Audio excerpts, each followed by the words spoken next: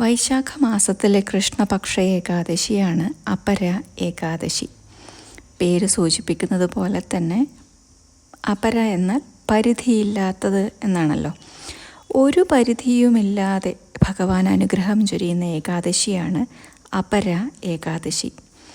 എത്ര വലിയ കൊടിയ പാപങ്ങളും ഇല്ലാതാക്കി ധനമാഗ്രഹിക്കുന്നവർക്ക് ധനവും, പുത്രനെ സന്താനം ആഗ്രഹിക്കുന്നവർക്ക് സന്താനവും, അപാരമായ കീർത്തി, വിദ്യ, ജീവിത വിജയം, മോക്ഷം, അങ്ങനെ എല്ലാം നൽകുന്ന മഹാപുണ്യം പ്രദാനം ചെയ്യുന്ന ഏകാദശിയാണ് മെയ് 23 വെള്ളിയാഴ്ച വരുന്ന അപര ഏകാദശി.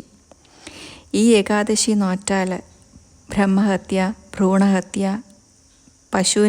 പശുഹത്യ, അപവാദം പറയുക, പരസ്ത്രീ അല്ലെങ്കിൽ പരപുരുഷ ബന്ധം, കള്ളം പറയുക, ചതി, വഞ്ചന, ഗുരുനിന്ദ, അങ്ങനെ എന്തൊക്കെ മഹാപാപങ്ങളുണ്ടോ ആ പാപങ്ങളെല്ലാം തന്നെ ഈ ഒരു വ്രതം അനുഷ്ഠിക്കുന്നതിലൂടെ ഇല്ലാതാകും എന്നാണ് ശ്രീകൃഷ്ണ ഭഗവാൻ യുധിഷ്ഠിര രാജാവിനോട് പറയുന്നത്.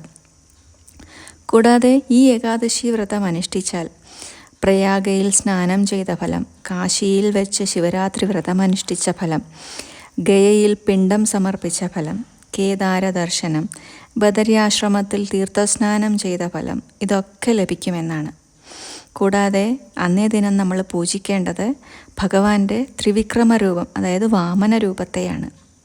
വാമന അവതാരത്തെ അന്നേ ദിനം പൂജിച്ചാൽ വിഷ്ണു ലോകത്ത് നമ്മൾ സൽക്കരിക്കപ്പെടുമെന്നാണ് പറയാം. ഈ ഏകാദശി മഹാത്മ്യം ചൊല്ലുകയോ കേൾക്കുകയോ ചെയ്താൽ തന്നെ 1000 പശുദാനത്തിൻ്റെ ഫലം ലഭിക്കുമത്രേ. വൈശാഖ മാസത്തിലെ അവസാനത്തെ 5 നാളുകൾ വ്രതം അനുഷ്ഠിച്ചു കഴിഞ്ഞാൽ നമ്മൾ ഈ ഒരു 30 ദിവസം വ്രതം അനുഷ്ഠിച്ച ഫലം ലഭിക്കുമെന്നാണ് പറയാം. വളരെ ശ്രേഷ്ഠമായ അവസാനത്തെ 5 നാളുകളാണ് മെയ് 22 വ്യാഴാഴ്ച മുതൽ 26 വരെ 5 ദിവസം വ്രതം അനുഷ്ഠിച്ചു കഴിഞ്ഞാൽ വളരെ ശ്രേഷ്ഠമാണ്. ദശമി, ഏകാദശി, ദ്വാദശി 3 ദിവസങ്ങളിലായിട്ടാണല്ലോ ഏകാദശി വ്രതം അനുഷ്ഠിക്കുക. ദശമിയിലും ദ്വാദശിയിലും ഒരിക്കലെടുക്കുക. ഏകാദശി ദിനത്തിൽ പൂർണ്ണമായ ഉപവാസമാണ് വിധിയെങ്കിലും അവരവരുടെ ആരോഗ്യസ്ഥിതി അനുസരിച്ചിട്ട് വ്രതം അനുഷ്ഠിക്കുക. വെള്ളം മാത്രം കുടിച്ചോ, തുളസി തീർത്ഥം മാത്രം കുടിച്ച്, അല്ലെങ്കിൽ ജ്യൂസ്, പഴച്ചാറുകൾ മാത്രം കഴിച്ച്, പഴങ്ങൾ മാത്രം ഭക്ഷിച്ച്, അല്ലെങ്കിൽ പച്ചക്കറികൾ മാത്രം ഭക്ഷിച്ചൊക്കെ വ്രതം അനുഷ്ഠിക്കാവുന്നതാണ്. ഇളനീര് മാത്രം കുടിച്ചും വ്രതം അനുഷ്ഠിക്കുന്നവരുണ്ട്. ഇതൊന്നും സാധിക്കാത്തവരാണെങ്കിൽ ധാന്യങ്ങളും പയറുവർഗ്ഗങ്ങളും ഒഴിവാക്കി ലഘുഭക്ഷണം കഴിച്ചും വ്രതം അനുഷ്ഠിക്കാവുന്നതാണ്. 23 വെള്ളിയാഴ്ച ഏകാദശി വ്രതം അനുഷ്ഠിച്ച് 24 ശനിയാഴ്ച ദ്വാദശിയും ശനി പ്രദോഷവും ഒന്നിച്ചു വരുന്ന ദിവസമാണ്. രാവിലെ 6:02 8:33 ഇടയ്ക്കുള്ള സമയത്ത് പാരണ വീട്ടി നമുക്ക് ഉപവാസ വ്രതം അവസാനിപ്പിക്കാം. അതുപോലെ ഹരിവാസര സമയം വരുന്നത് വെള്ളിയാഴ്ച ദിവസം വൈകുന്നേരം 5 മണി മുതൽ ശനിയാഴ്ച വെളുപ്പിന് 3:40 വരെയാണ് ഹരിവാസര സമയം വരുന്നത്. ഹരിവാസര സമയത്ത് മുഴുവൻ സമയവും മൗനവ്രതം ആചരിക്കാൻ സാധിക്കുമെങ്കിൽ അങ്ങനെ ചെയ്യാം. മുഴുവൻ സമയവും ജപം നടത്തുക, ധ്യാനം ചെയ്യുന്നവരാണെങ്കിൽ ധ്യാനിക്കുക, ഭഗവത്ഗീത, നാരായണീയം, വിഷ്ണു സഹസ്രനാമം, ഭാഗവതം തുടങ്ങിയ പുണ്യഗ്രന്ഥങ്ങളൊക്കെ വായിക്കുക.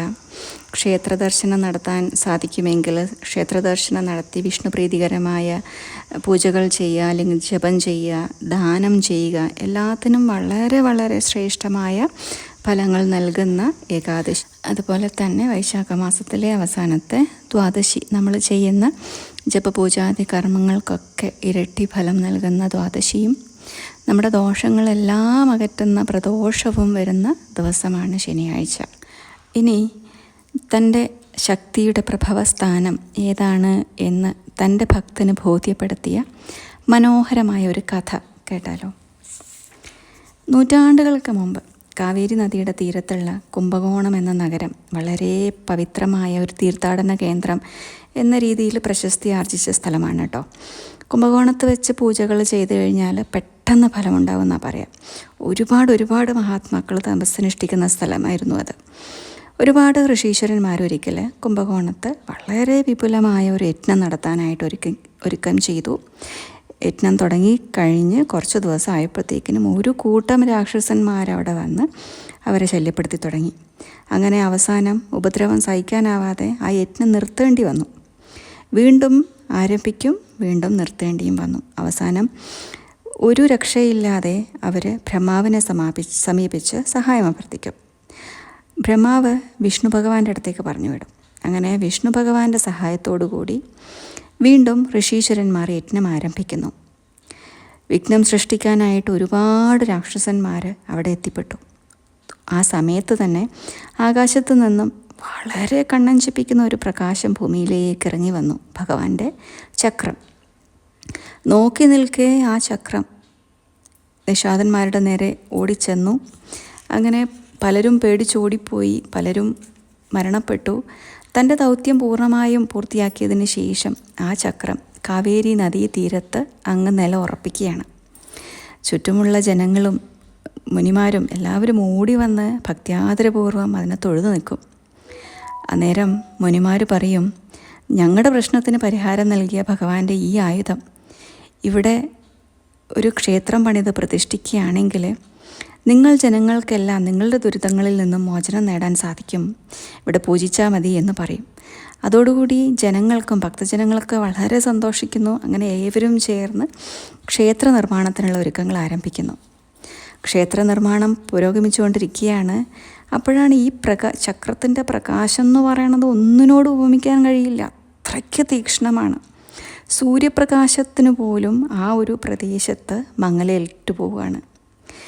സൂര്യൻ നോക്കുമ്പോൾ തൻ്റെ പ്രതാപം ഇവിടെ അസ്തമിക്കുകയാണല്ലോ, തൻ്റെ പ്രതാപം ഇവിടെ കാണിക്കാൻ പറ്റണില്ലല്ലോ എന്ന് സംശയിക്കുകയാണ് അദ്ദേഹം. വളരെ അസ്വസ്ഥനായിട്ട് ഈ ചക്രത്തെ എല്ലാവരും ആരാധിക്കാൻ തുടങ്ങിക്കഴിഞ്ഞാൽ പിന്നെ എനിക്കവിടെ തീരെ സ്ഥാനം ഉണ്ടാവില്ല എന്ന് കരുതിയിട്ട് സൂര്യദേവൻ നേരെ ചക്രത്തിൻ്റെ സമീപത്ത് വരും.